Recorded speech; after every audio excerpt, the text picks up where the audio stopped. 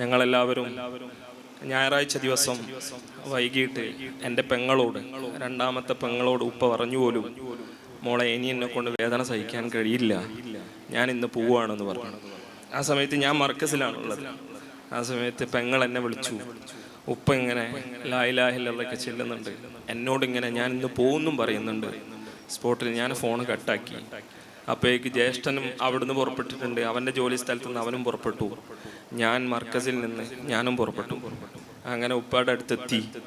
അൽഹംദുലില്ലാ, ഉപ്പൻ്റെ അടുത്ത് എത്തിയപ്പോൾ ഞാൻ ഉപ്പനെ കണ്ടപ്പോൾ തന്നെ പറഞ്ഞു, ഇന്നലത്തേക്കാടും വളരെ ഉഷാറാണല്ലോ, ഇന്ന് ഒരു പ്രയാസമില്ലല്ലോ, നല്ല ഉഷാറായിട്ടുണ്ടല്ലോ എന്ന് പറഞ്ഞു. ഉപ്പ ഒന്നും മിണ്ടിയില്ല. എന്നെങ്ങനെ കുറച്ചു നേരം ഇങ്ങനെ നോക്കി നിന്നു, ഞാൻ അങ്ങോട്ടും നോക്കി നിന്നു. അങ്ങനെ കുറച്ച് കഴിഞ്ഞ് ജ്യേഷ്ഠനും എത്തി. മഗ്‌രിബ് നിസ്കാര ശേഷം ഞങ്ങളെല്ലാവരും ഇരുന്ന് മരുന്നൊക്കെ കൊടുത്തു, പക്ഷെ കുടിക്കുന്നില്ല. സംസം കൊടുത്തു, ചുണ്ടുമ്മല വെച്ചു കൊടുത്തപ്പോഴും ഉപ്പ ഭയങ്കര വേദന പറഞ്ഞു, തട്ടി മാറ്റാൻ ശ്രമിച്ചു. അങ്ങനെ കുറച്ച് കഴിഞ്ഞപ്പോൾ ഒരു മരുന്ന് കൊടുക്കാനുണ്ട്, ഈ മരുന്ന് കൊടുത്താൽ നിങ്ങൾക്ക് ഒരുപാട് കാലം ഇനിയും നല്ല ദർസ് നടത്താന്ന് പറഞ്ഞപ്പോൾ ആ മരുന്ന് എഴുന്നേറ്റിരുന്ന് കുടിച്ചു. അത് കുടിച്ചതിന് ശേഷം ഞാൻ കുറച്ച് സമയമായല്ലോ ജ്യേഷ്ഠനോട് പറഞ്ഞു, ഇന്ന് നീ ഇവിടെ നിന്നോ, ഞാൻ പോവാന്ന് പറഞ്ഞു. ഞാൻ തലയെക്കെട്ട് കെട്ടൽ തുടങ്ങി. അങ്ങനെ തലയെക്കെട്ട് കെട്ടിക്കഴിഞ്ഞു. ആ സമയത്ത് പോവാൻ നിൽക്കുന്ന എനിക്ക് എന്തോ ഒരു തോന്നൽ, ഉപ്പൻ്റെ അടുത്ത് നിന്ന് കുറച്ച് എന്തെങ്കിലും ചെല്ലാലോ, ഇന്നൊന്നും ചെല്ലിയിട്ടില്ലല്ലോ. അങ്ങനെ ജ്യേഷ്ഠനോട് ഞാൻ പറഞ്ഞു. അങ്ങനെ ഞങ്ങൾ മൊഹീദ്ദീൻ മാല ചെല്ലാൻ തീരുമാനിച്ചു. മൊഹീദ്ദീൻ മാല പകുതിയോളം ഞാൻ ചെല്ലിയപ്പോൾ അതിൻ്റെ ട്യൂണ് കേട്ടിട്ടോ ഇനി അതല്ല എന്താണെന്നറിയില്ല, ജ്യേഷ്ഠനും പെങ്ങന്മാരും എല്ലാവരും ചുറ്റും കൂടി ഞങ്ങളത് ഫുള്ള് ചൊല്ലി തീർത്തു. ഫുള്ള് ചൊല്ലി തീർത്ത സമയത്ത് ഉപ്പ പിന്നെ കൈകൊണ്ട് ആക്ഷൻ ഇങ്ങനെ കാണിച്ചു, വീണ്ടും ചെല്ലാൻ കാണിച്ചു. ആ സമയത്ത് ഞങ്ങൾ മങ്കൂസ് മൗലിദ് ഓതി. അതും തീർത്തതിന് ശേഷം ഉപ്പ വീണ്ടും കൈകൊണ്ട് ഇങ്ങനെ കാണിച്ചു. ആ സമയത്ത് ഞങ്ങൾ സിയമ്പലുള്ളാൻ്റെ പേരിൽ മൗലിദ് ഓതി. അങ്ങനെ തവസ്സുൽ ബൈത്തൊക്കെ എൻ്റെ ഫോണിലില്ലാത്തത് കൊണ്ട് ഞാൻ എൻ്റെ കൂട്ടുകാരനെ കൊണ്ട് സെൻഡ് ചെയ്യിപ്പിച്ചു. ആ ഫോണിൽ നോക്കി നിരന്തരം ചൊല്ലിയിരുന്നു. അങ്ങനെ ഒരുപാട് ചൊല്ലിക്കഴിഞ്ഞു. ആ സമയത്താണ് ഉപ്പയ്ക്ക് ശ്വാസം മുട്ടൽ വന്നത്.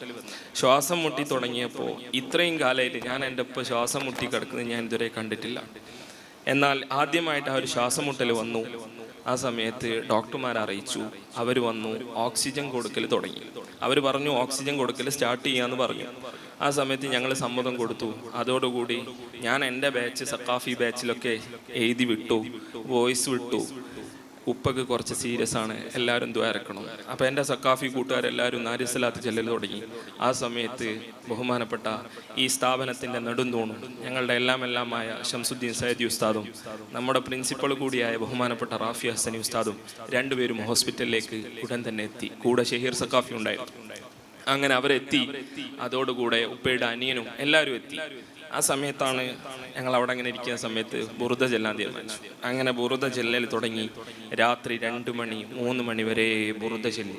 ബുറുദ വല്ലാതെ ചെല്ലി. ഉപ്പ ഇങ്ങനെ സന്തോഷിച്ചിരിക്കുന്ന സമയമാണ്, ഒന്നും മിണ്ടുന്നില്ല. അപ്പോൾ 3 മണിയായപ്പോൾ ഉപ്പ നല്ല ശ്വാസം വലിക്കുന്നുണ്ട്, നല്ല ഉഷാറായിട്ട് ഇരിക്കുന്നുണ്ട്. ആ സമയത്ത് ഉപ്പയുടെ അനിയനും മക്കളൊക്കെ തിരിച്ച് വീട്ടിലേക്ക് പോകാൻ തീരുമാനിച്ചു. എല്ലാവരും അങ്ങോട്ടും ഇങ്ങോട്ടും പിരിയാൻ തീരുമാനിച്ചു. ആ സമയത്താണ് റാഫി ഉസ്താദും സയ്യിദി ഉസ്താദും പറയുന്നത്, മഹാന്മാരുടെയൊക്കെ സമയം എന്ന് പറഞ്ഞാൽ സുബ്ഹിയോടടുത്ത സമയമാണ്. അതുകൊണ്ട് നമ്മൾ കുറച്ചും കൂടി സമയമുണ്ട്, 3/4 മണിക്കൂർ ബാക്കിയുണ്ട്, നമ്മൾ എന്തെങ്കിലുമൊക്കെ ചെല്ലാന്ന് വിചാരിച്ചു. അങ്ങനെ അവർ പറഞ്ഞതിൻ്റെ അടിസ്ഥാനത്തിൽ വീണ്ടും മൗലിദുകൾ ചെല്ലി. അങ്ങനെ അവസാനം യാസീൻ ഓതാൻ തീരുമാനിച്ചു. ആ യാസീൻ ഓതാൻ തീരുമാനിച്ച സമയത്ത് യാസീൻ ഓതി വഇലൈഹി തുർജഊൻ എത്തുന്ന ആ ഒരു സമയത്ത്, സുബ്ഹിയോടടുത്ത സമയത്ത്, റിഫായി ഷെയ്ഖിൻ്റെ ആണ്ട് ദിവസത്തിൽ റസൂലുള്ളാഹി സ്വല്ലല്ലാഹു അലൈഹി വസല്ലമ തങ്ങൾ മരണപ്പെട്ട ഈ ലോകത്തോട് വിട പറഞ്ഞ സുന്ദരമായ സുബ്ഹിയോടടുത്ത സമയത്ത് ആരെയും ഒന്നും ബുദ്ധിമുട്ടാക്കാതെ, ഒരു ശബ്ദ കോലാഹലങ്ങളില്ലാതെ, ഒരു പിടച്ചിലില്ലാതെ വളരെ മനോഹരമായി പ്രിയപ്പെട്ട ഉപ്പ ഈ ലോകത്തോട് വിട പറഞ്ഞു. അത്രക്ക് നല്ലൊരു ഹോസ്പിറ്റൽ അല്ലായിരുന്നു അത് നല്ലൊരു മജ്ലിസായിരുന്നു. പെങ്ങന്മാർ കൂടെയുണ്ട്. 5 പെങ്ങന്മാരിൽ 4 പേരും കൂടെയുണ്ട്. ഒരു പെങ്ങൾ വിദേശത്തായിരുന്നു. അവൾ ടിക്കറ്റ് എടുത്തത് ആ ദിവസമായിരുന്നു. പക്ഷേ അവൾക്കന്ന് മയ്യത്ത് കാണാൻ പോലും കഴിഞ്ഞിട്ടില്ല, കുറച്ച് വൈകിപ്പോയി. ഏതായാലും കൂടെ ഉപ്പൻ്റെ അനിയനുണ്ട്, അതേപോലെ തന്നെ എളാപ്പയുണ്ട്, എല്ലാവരും ഉണ്ട്. ബഹുമാനപ്പെട്ട ഞങ്ങളുടെ മഹല്ല് സെക്രട്ടറി കൂടിയായ ബഹുമാനപ്പെട്ട താര അബ്ദുറഹ്മാൻ ഹാജി. ഉപ്പയുടെ എല്ലാ രഹസ്യങ്ങളും ഉപ്പ ഷെയർ ചെയ്യുന്ന ആളാണ്, മഹലിൻ്റെ എല്ലാ കാര്യങ്ങളും പറയുന്ന ആളാണ്. അള്ളാഹു തആല ആഫിയത്തുള്ള ദീർഘായുസ്സ് നൽകുമാറാവട്ടെ.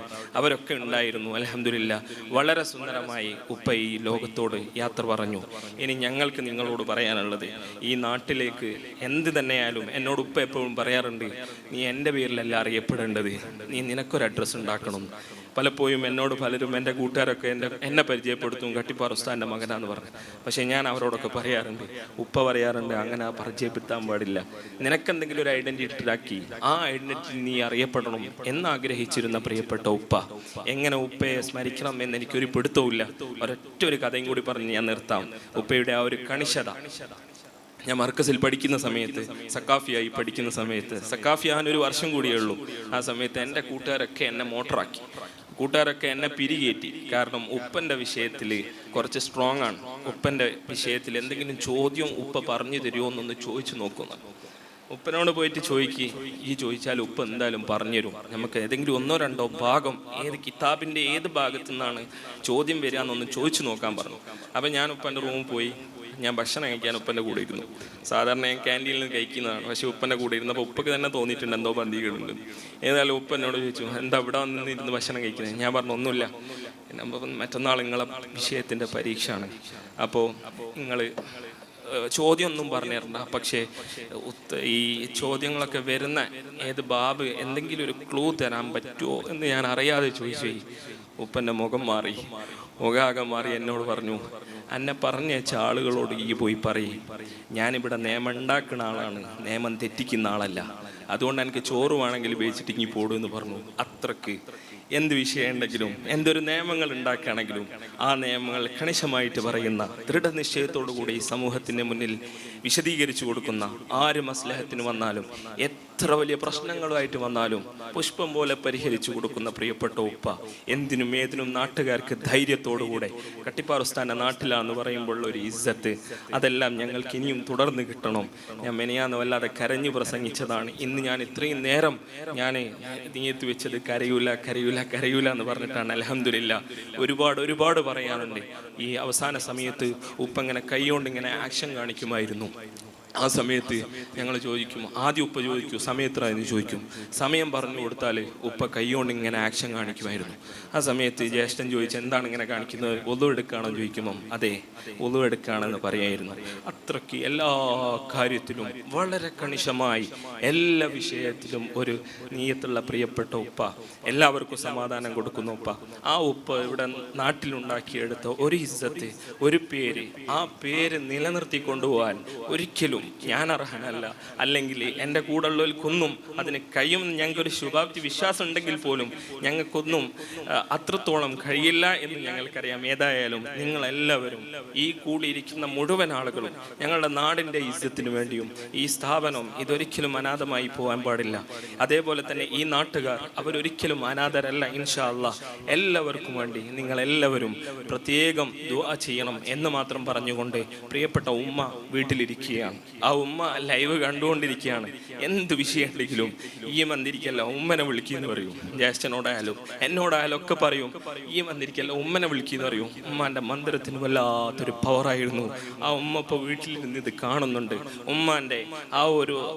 ഉമ്മാൻ്റെ പവറിന് വേണ്ടി, അല്ലെങ്കിൽ ഉമ്മൻ്റെ ഒരു ഇസ്സത്തിന് വേണ്ടി നിങ്ങളെല്ലാവരും പ്രത്യേകം ദുആ ചെയ്യണം എന്ന് മാത്രം ഈ അവസരത്തിൽ പറഞ്ഞുകൊണ്ട്, നിങ്ങളെല്ലാവരും ആത്മാർത്ഥമായി ദുആ ചെയ്യണം. നമ്മുടെ പ്രസ്ഥാനത്തിന് ബഹുവന്യ ശൈഖുനാനെ പറയാതെ ഇതൊരിക്കലും നിർത്താൻ കഴിയില്ല.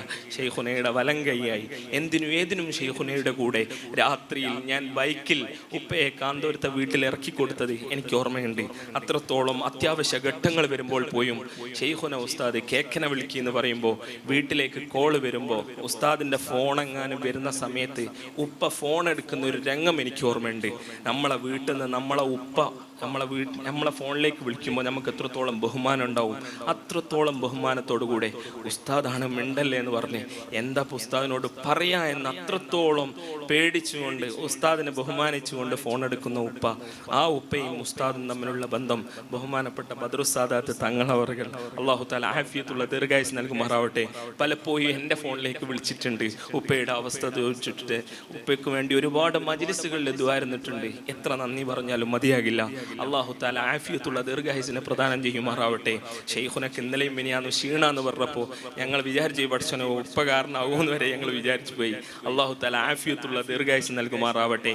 അവസാനം നേരത്തെ കൂറ്റമ്പാറ ഉസ്താദ് പറഞ്ഞതുപോലെ, ഉബൈദ് ഉസ്താദ് പറഞ്ഞതുപോലെ, അവസാനം ഉപ്പ ഹോസ്പിറ്റലിൽ ചെന്ന സമയത്ത് ഷെയ്ഖുനാക്ക് വേണ്ടി അങ്ങോട്ട് ദ്വാരന്ന് കൊടുത്തു. നിങ്ങൾക്ക് അല്ലാഹു തആല ആഫിയത്തുള്ള ദീർഘായുസ് നൽകുമാറാവട്ടെ എന്ന് ദ്വാരന്ന് കൊടുത്ത പ്രിയപ്പെട്ട ഉപ്പ, ആ ഉപ്പയുടെ ഖബർ അല്ലാഹു തആല സന്തോഷപൂരിതമാക്കി കൊടുക്കുമാറാവട്ടെ എന്ന് മാത്രം പ്രാർത്ഥിച്ചുകൊണ്ട് നിങ്ങളെല്ലാവരും ഞങ്ങളുടെ കുടുംബത്തിന് വേണ്ടിയിട്ടും ഞങ്ങളുടെ നാടിന് വേണ്ടിയിട്ടും പ്രസ്ഥാനത്തിന് വേണ്ടിയിട്ടും ഞങ്ങൾക്ക് ആ വഴിയിൽ സഞ്ചരിച്ച് ഉപ്പയുടെ അത്ര ആയില്ലെങ്കിൽ പോലും ആ വഴിയിൽ സഞ്ചരിക്കാനുള്ള ഒരു തൗഫീഖിന് വേണ്ടിയിട്ടും നിങ്ങളെല്ലാവരും ആത്മാർത്ഥമായി പ്രാർത്ഥിക്കണം എന്ന് മാത്രം ഈ അവസരത്തിൽ പറഞ്ഞുകൊണ്ട് ഞാൻ എൻ്റെ വാക്കുകൾ ഉപസംഹരിക്കുന്നു. വആഖിറു ദഅ്വാനാ അൽഹംദുലില്ലാഹി റബ്ബിൽ ആലമീൻ.